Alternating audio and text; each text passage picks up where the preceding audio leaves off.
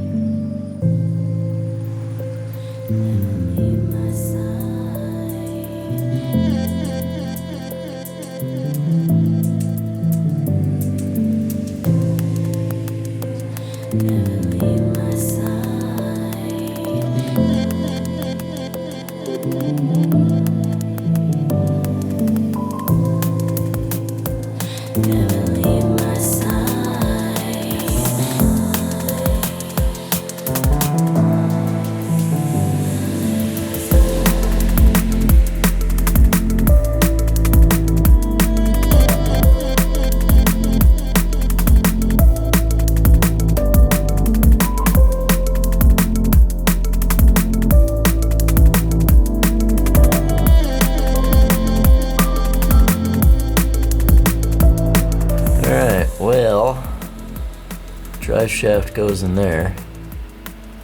I've got that jack stand there to hold it. I mean, you'd think you could just crawl in there and feed the drive shaft in, but the problem is you and the drive shaft have to occupy the same space, which obviously doesn't work. So there's literally not enough room in here. Look, that's my hand. There's like, this is like 3 hands wide, which apparently is my shoulders can barely squeeze into. But yeah, so I'm gonna try to feed it on top of that and go from there. And then after that's in, I'm gonna figure out, I don't know, I'm gonna try to do the exhaust after that. If I do the exhaust first, I don't know if I'm gonna be able to do the drive shaft. Maybe I can, I don't know. It's gonna suck either way. Maybe I should do the exhaust first. I don't know, there's not enough room.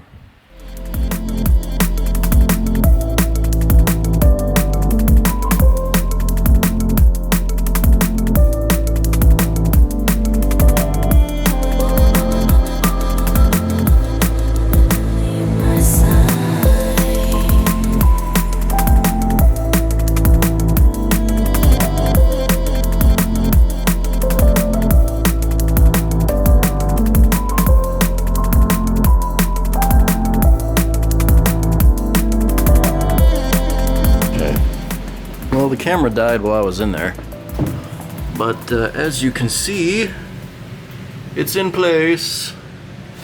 Oh yeah, it's connected right about there-ish, and you can't even see the bolts, but they're there, believe me.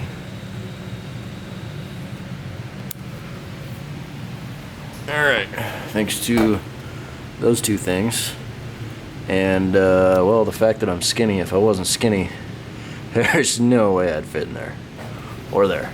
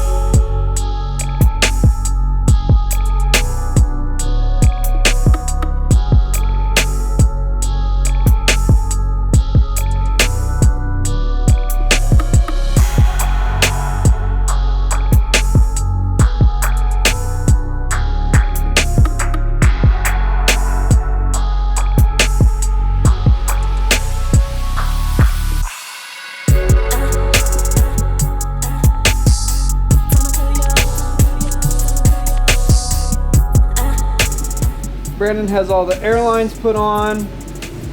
Done with that part. He's got the 1/aught cable ran up from where the batteries are up to where the starter goes. Now he's digging up all the E-level sensor wiring. There's a lot of it. They give you a lot of length on it, so we're gonna stretch the length all the way out to all the corners where it needs to go,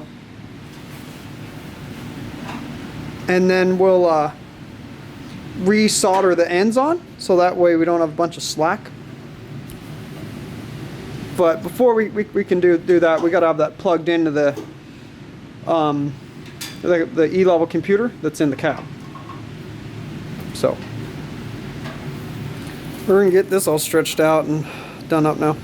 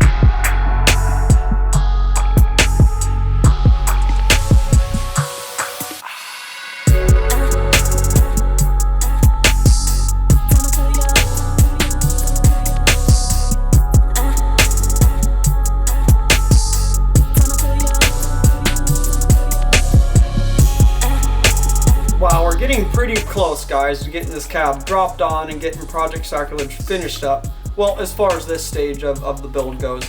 Brandon today was able to get the driveline on, which was kind of tough, as you guys could see. And then he got the exhaust put back on up to where it's, by the transmission there, because we have to, go from there to a 5-inch to 3-inch downpipe adapter, so that way it's, there's room between the transmission and the frame there. And we'll complete that piece when we're going to go ahead and make a Cougar House Fab twin turbo kit for it, using our common rail turbo that's on there to feed a larger industrial injection turbo.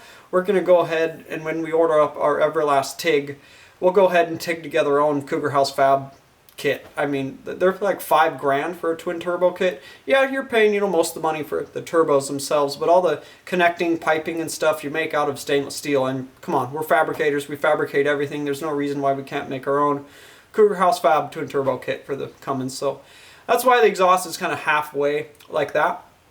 And then Brandon was able to also get the airlines put on the frame. He rebent the front, kind of changed them up since we changed our bag angle a little, but we obviously improved it. That's why the airlines needed to be changed that much. And then we got the E-level wiring all stretched out. Tomorrow we'll get that all attached along the frame, and then we'll, it's extra long. And then we'll take that piece and put it into the cab, and we'll pull all the slack in there, and then I'll cut and solder and shorten that piece up when we're to that stage of the build. So that'll be a little long there, but that's what we got left for tomorrow, is getting the E-level sensors plugged in on the front. We got them mounted on the front of the frame. We just got to get them plugged in now. And then after that, we'll get the cab drop back on it, and then get it out the door, and then move on to our friend Eric's Chevrolet truck. He was going to straight axle it, but it needs to have the angle fixed. The shocks are like, if the bottom of my hands of the axle, they're angled in like this for some reason. It has some straight axle kit on it that angles them in all funny like that. I'm assuming so that way they wouldn't have to punch through the inner fenders, but who knows. So we're going to make some new shock hoops for that, fix the geometry, and then it's got a messed up wheel bearing on the driver's side, so we're going to get that repaired for him, and then he's going to get that sold to the person that's buying it.